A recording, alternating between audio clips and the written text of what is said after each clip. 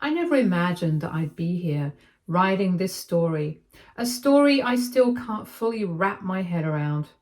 My life, once so normal, so stable, has unraveled in ways I never could have foreseen. I'm 38 now and I've been married to Sarah for 12 years. We have two children, Emily, who's 10, and Max, who's 8. I always thought we had a good marriage. Sure, we had our share of arguments like any couple, but overall, I thought we were happy. At least I was. My brother Tom and I have always been close. He's 40, 2 years older than me, and he's been married to his high school sweetheart Linda for 15 years. They have a daughter, Sophie, who's 13. Tom and I grew up in a tight-knit family where loyalty was everything. We were each other's best friends, confidants, and support systems. It wasn't just us. Our families were close too. Our kids grew up playing together. We spent holidays and birthdays as one big family. Everything seemed picture perfect. Looking back, maybe that was the problem. Things seemed perfect. I was so wrapped up in my own life and maintaining this image of a happy family that I didn't notice the cracks forming. I didn't realize my wife had been keeping a secret from me. Worse yet, I didn't realize my brother was too. It all came crashing down at a family event, my nephew's birthday party. It was the kind of casual, carefree day we'd always had. The kids were running around in the backyard playing games, and the adults were enjoying drinks and conversation. Nothing seemed out of place until I noticed Sarah and Tom talking quietly in the corner. I didn't think much of it at first. They'd always been on good terms. I mean, why wouldn't they be? We were like one big happy family, right? But later that day, as I walked past them to grab more drinks from the kitchen, I overheard something that made my heart stop. Sarah was whispering something to Tom, her voice low but urgent. The words weren't clear at first, but as I got closer, I caught the tail end of the conversation. Sarah was talking about an affair, her affair. I froze in my tracks. My ears rang as I tried to process what I just heard. There was no mistaking it. Sarah wasn't talking about someone else's affair. She was talking about hers. I stood there, hidden behind the door frame, trying to catch my breath. How long had this been going on? Who else knew? Why was she telling my brother? The more I listened, the more the horrible truth revealed itself. This wasn't a recent fling or a one-time mistake. No, this had been going on for 5 years. 5 years of lies. 5 years of betrayal. And the worst part, Tom knew. He'd known the entire time. When I finally pulled myself together and walked back into the room, I couldn't look at either of them. I felt like my world had been shattered. Every memory I had of Sarah, every moment we'd shared over the past 5 years felt tainted now. But I didn't confront them right away. I needed to think. I needed to process everything. So I walked outside, found a quiet spot away from the party, and tried to make sense of what I just learned. The betrayal was too much to bear. I couldn't believe Sarah had done this to me. But what really cut deep was Tom's role in all of it. My own brother, my closest confidant, had been keeping this secret for 5 years. He'd lied to me, to my face, countless times.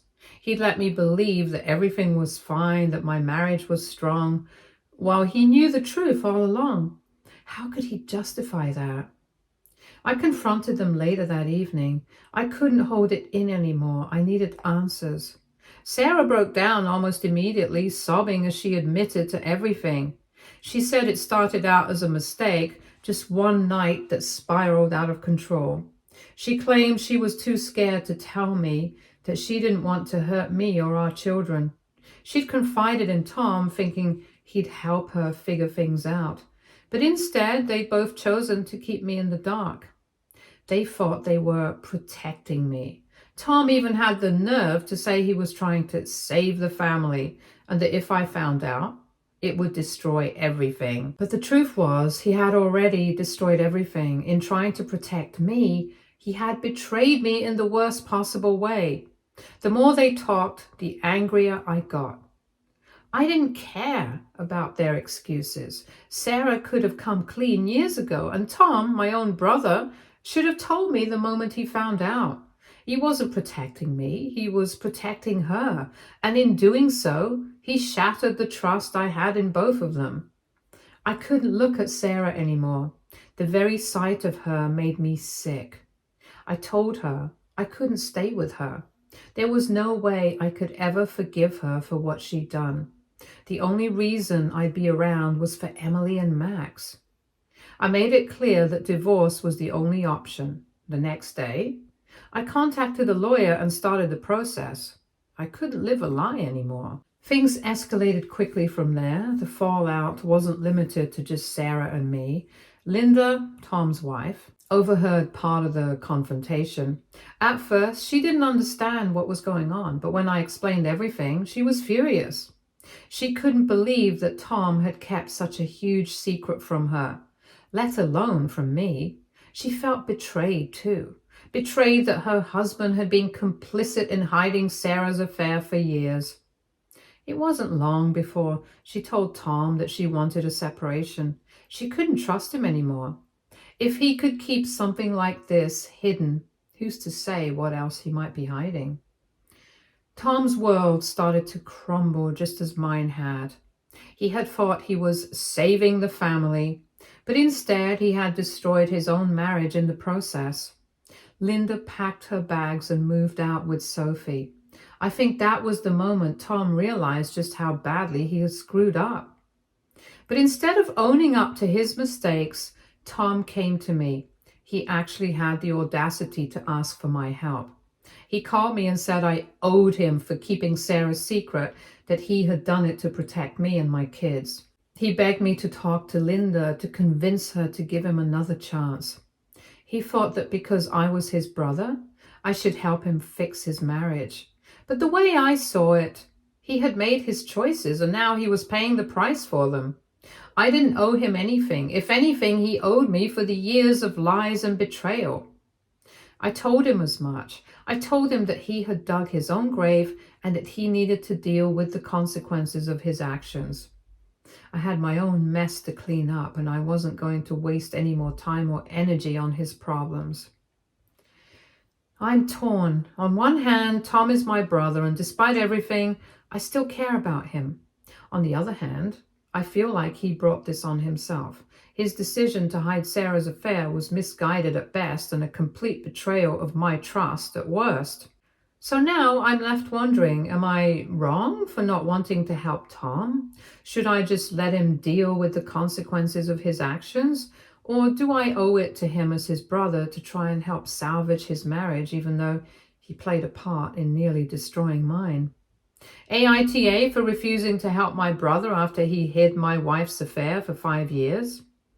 I honestly don't know what to do. My whole world has been turned upside down and I'm struggling to find a solid ground. Any advice would be appreciated. Update 1. Hello guys, after posting the original story, I took some time to gather my thoughts, but honestly, the chaos didn't settle as quickly as I had hoped. Sarah and I had already agreed to move forward with the divorce. I knew there was no coming back from what had happened. I packed up my things and moved out to a small apartment nearby, not too far from where we used to live. My priority above everything else was the kids. Emily and Max were my main concern throughout this entire ordeal, and I wanted to make sure their lives stayed as stable as possible despite everything happening between Sarah and me.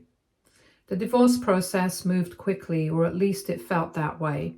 We were both on the same page about wanting to move on, but Sarah, despite everything, still kept apologizing. The words felt empty to me now.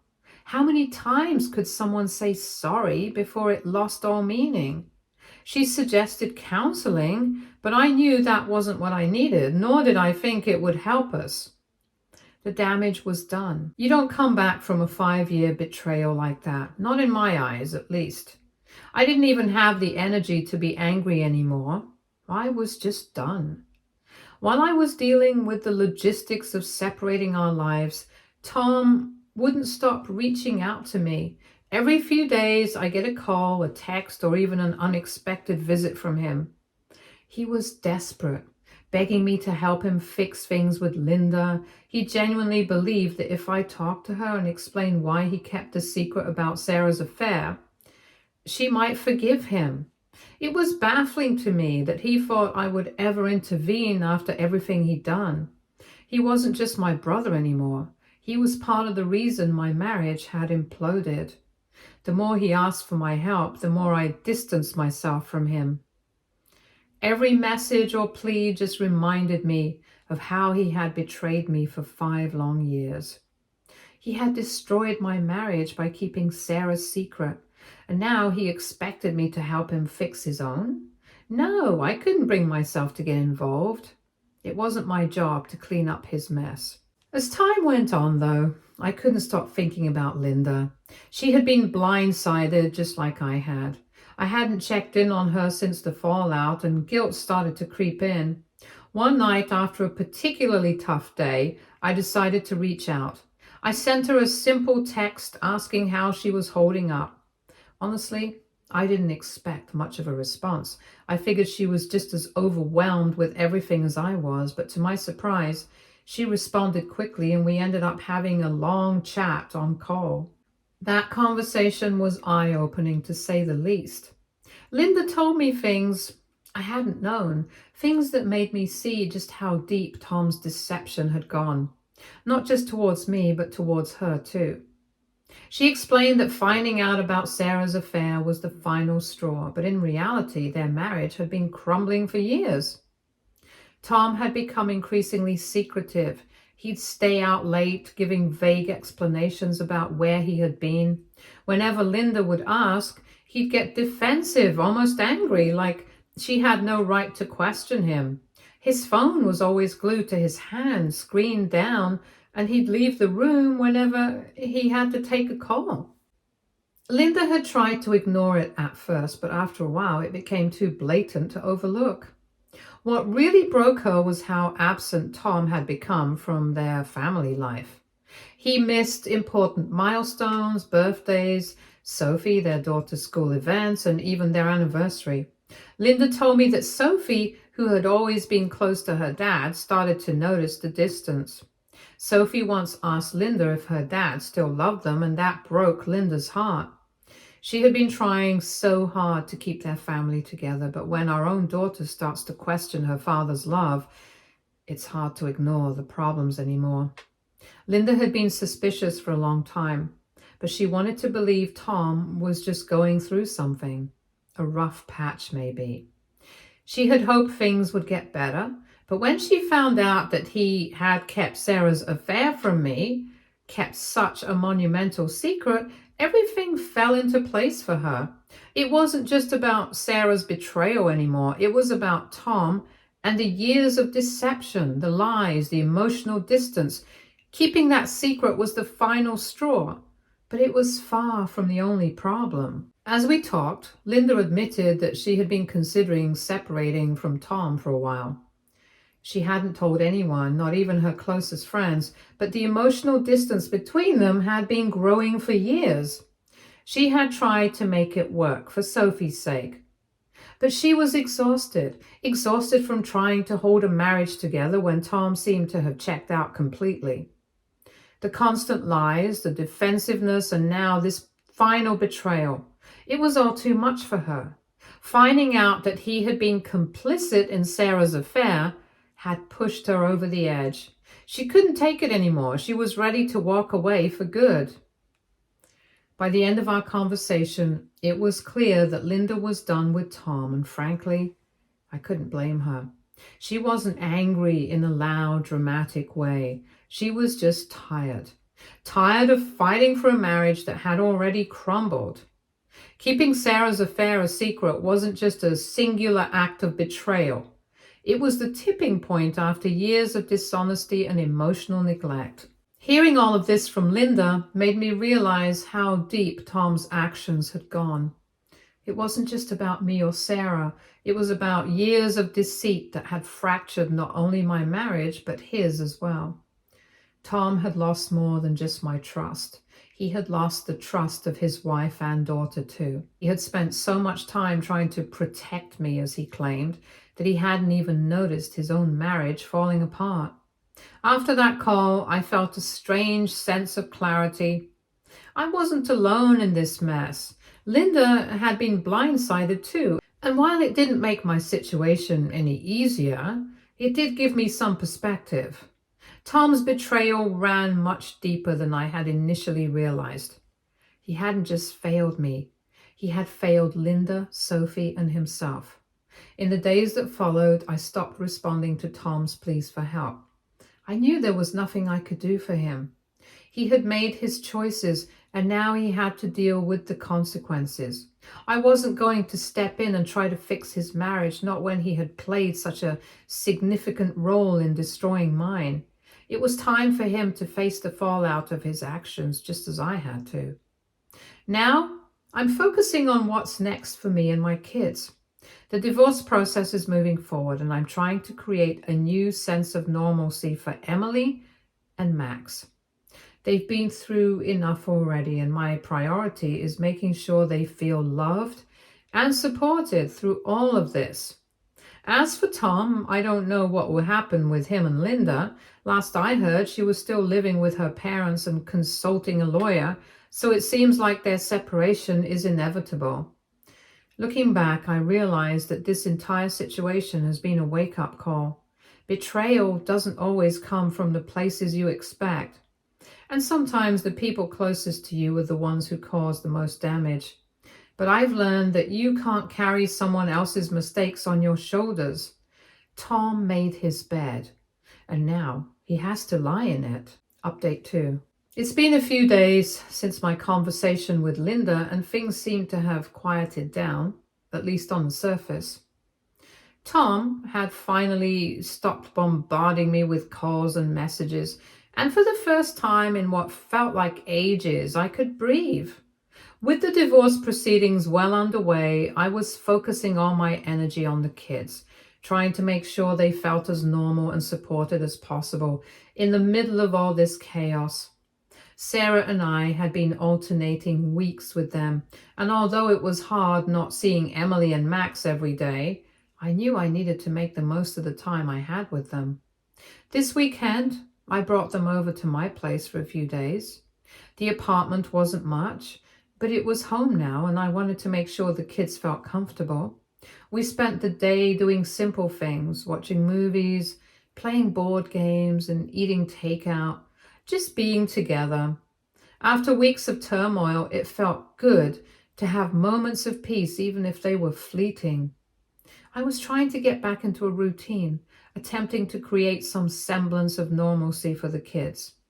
But nothing could have prepared me for what happened next. Never in a million years did I expect the events that unfolded. It was a Tuesday afternoon, and I had left the kids at home while I ran to the grocery store to pick up a few things. I was wandering through the aisles, minding my own business, when I heard someone call my name. I turned around, and to my shock, there was Tom. His face was red, and he was marching towards me with a furious expression. Before I could even process what was happening, he was in my face, shouting at me in the middle of the store. He started yelling that how could I, and that he was fine with the fact that I couldn't help, but now I wanted to backstab him by talking to Linda. I was taken aback. At first, I didn't even know what he was talking about. I asked what he was on about, trying to stay calm despite the fact that we were starting to draw attention. People were turning their heads, watching the scene unfold. He screamed at me, insisting that I knew exactly what he was talking about. He accused me of talking to Linda behind his back and questioning whether I thought he was unaware of my actions. I was confused and angry at the same time. I checked on Linda, and that's it. What did he expect? She's going through the same thing I am. I told him that he dug his own grave, Tom. He brought this on himself. Hearing that only seemed to make him more enraged. He repeated his old slogan that he did what he had to do. He further said that I had always been the favorite, the golden boy, but he had to step up and protect the family. And according to him, now I was turning around and destroying his. I could feel my patience slipping. This was the same twisted logic he'd been using for weeks to justify his actions. I directly told him that he didn't protect anyone. He lied. He kept secrets that tore apart two families. Now he was angry because he was facing the consequences. I thought that would be the end of it, that he'd finally back off, but I couldn't have been more wrong. Tom lost it completely. Without warning, he lunged at me, throwing a punch that landed square on my jaw. I stumbled back, stunned, before I could even react. He was on me, shoving and swinging wildly. The grocery bags I'd been holding went flying, scattering food across the floor as I tried to defend myself. People started shouting, and in the chaos, I could hear someone yelling for help. A few bystanders rushed over and managed to pull Tom off me, dragging him back while I tried to get to my feet. My heart was pounding in my chest, my hands shaking from the adrenaline. A store employee had called the police, and before I knew it, there were officers at the scene. Tom was still fuming, restrained by two other men who had stepped in to break up the fight. His eyes were wild, like he couldn't even comprehend what he'd just done. I was furious. But more than that, I was exhausted. I couldn't believe it had come to this, my own brother attacking me in public like a madman. The police pulled us aside, trying to get a handle on what had happened. I didn't want to make a huge deal out of it. The last thing I needed was more drama, especially with everything going with the divorce. The kids had been through enough already, and the thought of dragging them through a legal mess involving their uncle was the last thing I wanted. So, when the officers asked if I wanted to press charges, I told them no. I just wanted this to be over. I told the cops to make sure Tom knew he couldn't come near me again. I made it clear that I didn't want to see him, talk to him, or hear from him anymore. They gave him a stern warning and told him he was lucky I wasn't pressing charges. After that, Tom was escorted out of the store, still muttering angrily under his breath. I stood there for a while, trying to process what had just happened. I couldn't believe how far things had spiraled out of control. Just a few months ago, we were two brothers living our lives, our families intertwined, celebrating birthdays and holidays together. Now we were nothing more than strangers. Worse, enemies. I picked up what was left of my groceries and headed home, still in shock. When I walked through the door, the kids could tell something was off. I did my best to hide it, to put on a brave face, but they knew me too well. Emily especially had this worried look on her face, like she could sense something was wrong, but I forced a smile and nodded for her consolation. I spent the rest of the evening trying to shake off what had happened, but it lingered in my mind. I couldn't believe Tom had crossed that line. I had expected anger, frustration, maybe even some yelling, but to physically attack me? That was a new low. It made me realize just how far gone he really was. The next day, I woke up to a barrage of texts from Sarah. Apparently, Tom had told her everything, twisting the story to make it seem like I had been the one provoking him. She wanted to know why I had escalated things and how it had gotten so out of hand. I couldn't believe what I was reading. Tom was trying to make himself the victim now, and Sarah was buying into it. It was unbelievable. I sent her a quick response explaining what had really happened, but I kept it short. I wasn't interested in getting into a back and forth about it. If she wanted to believe Tom, that was her problem. A few days later, I got a call from Linda. She had heard about the altercation and wanted to check in on me. She sounded exhausted, like all of this was taking a toll on her as well. We talked for a while and she confirmed what I had already suspected. Tom was spiraling. His behavior had become more erratic since our marriage started falling apart. He was lashing out at everyone around him, desperate to find someone to blame for the mess he had created. But the more he lashed out, the more isolated he became. Linda told me she was moving forward with the divorce. There was no going back for her now.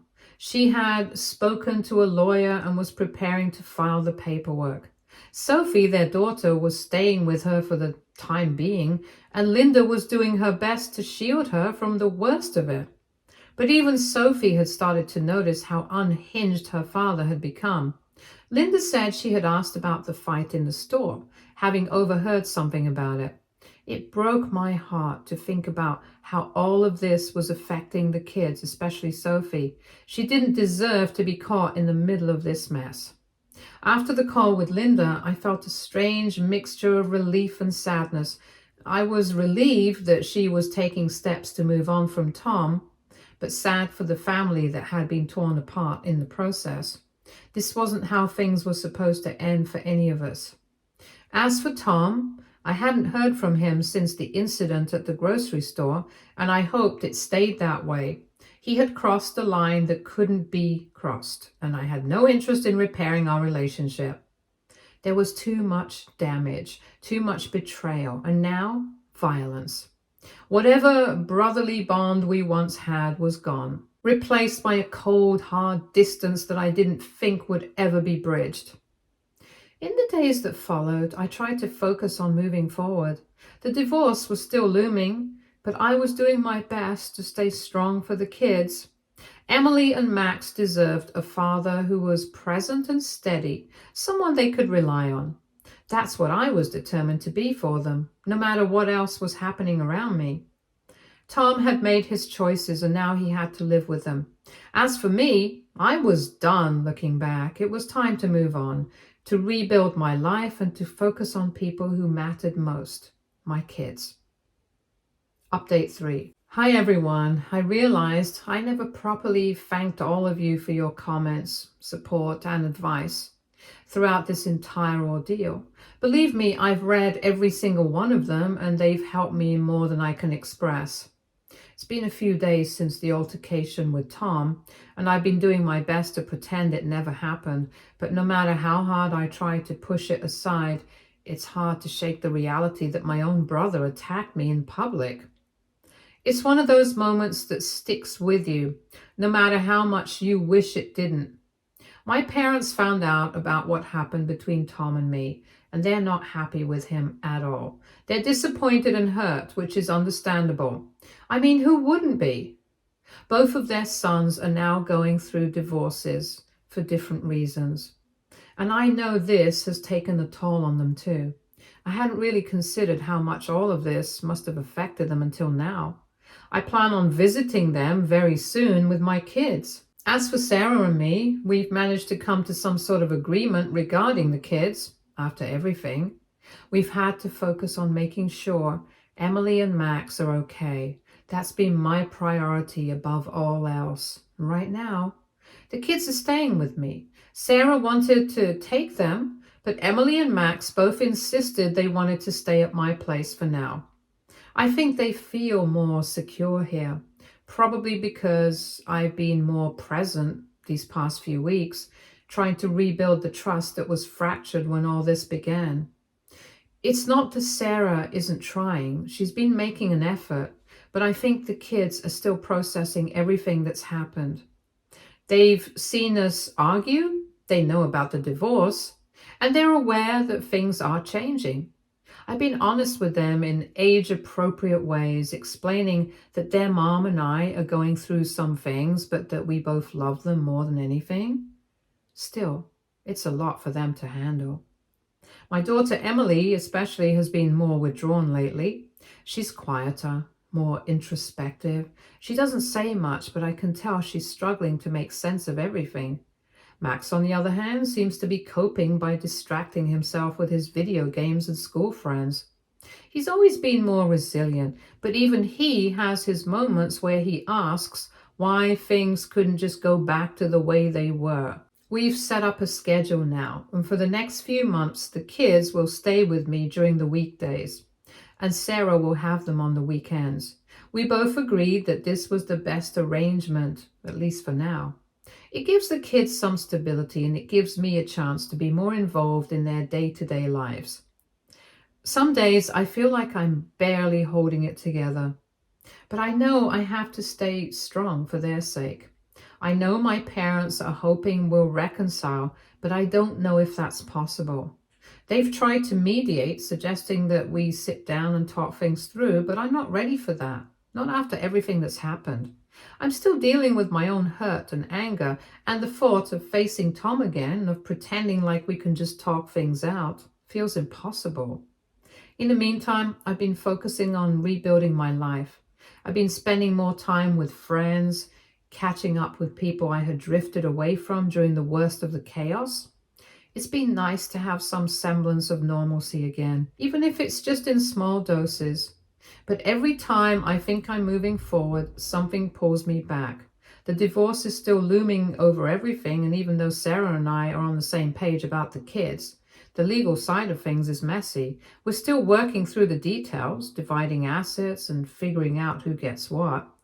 It's exhausting, both mentally and emotionally.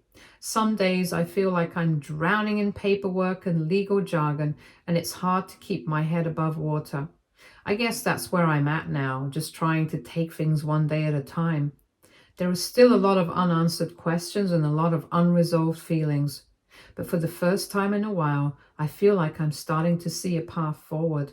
It's not going to be easy, and I know there will be more bumps along the way, but at least now I feel like I'm moving in the right direction. And for that, I'm grateful. Stay tuned for more stories from our girl relationships.